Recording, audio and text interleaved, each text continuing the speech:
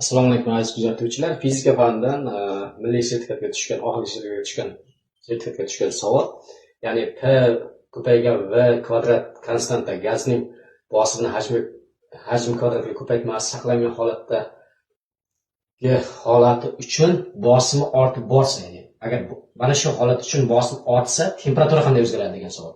Bunaqa savol ko'p tushadi, ko'pchilik adashib ketadi. Bu yerda nimaga e'tibor berish kerak? Birinchi o'rinda mana shu ifodani saqlanishiga e'tibor berish kerak, ya'ni o'zgarmasligi. Misol uchun bosim 2 marta ortdi deylik.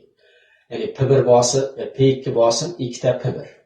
Boshda misol P1 V1 kvadrat edi. Endi shu saqlanishi kerak, ya'ni P2 V2 ni kvadratga teng bo'lishi kerak o'zi. Umuman mana shu hozir konstanta degan shu saqlanadi, o'zgarmaydi degan. Mana shuni o'zgartirmasdan saqlab qolamiz. Ya'ni P1 V1 kvadrati bosim 2 marta ortdi deylik. Endi 4 marta ortsa, mayli 4 marta ortdi deylik. 4 marta ortsa 4 ta P1, mana P2 ga 4 ta P1 qo'ydim, V2 ni kvadrat. Shunda P1 lar qisqarib ketsa, ildiz oladigan bo'lsak, V1 teng 2 ta V2 bo'ladi. Bundan V2, ya'ni hajmda o'zgarishini baholasak bo'ladi. Ya'ni bosim 4 marta ortganda hajm 2 marta kamayadi.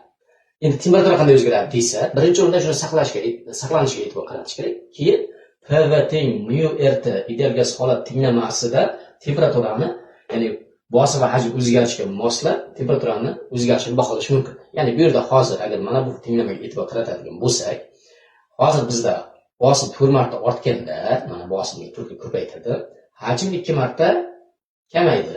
Shunda 4 bilan 2 qisqarib ketsa, 2 ko'paytma paydo bo'ladi. Ya'ni keyingi temperatura baribir boshlang'ich temperaturaga nisbatan ortib ketadi. 2 ko'paytma hosil bo'ladi. Ya'ni bosimda ortishi ko'proqda, hajm nisbatan kamroq kamayadi. Bosim ko'proq ortadi, hajm kamroq kamayadi. Va natijada bu saqlanish kerak-da. Natijada temperatura ortib ketadi. Demak, temperatura ortadi degan javobni belgilaymiz.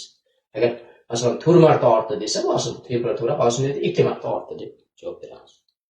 Xo'p, video foydali va qiziqarli bo'lgan bo'lsa, obuna bo'lib qo'yingizlar. Rahmat.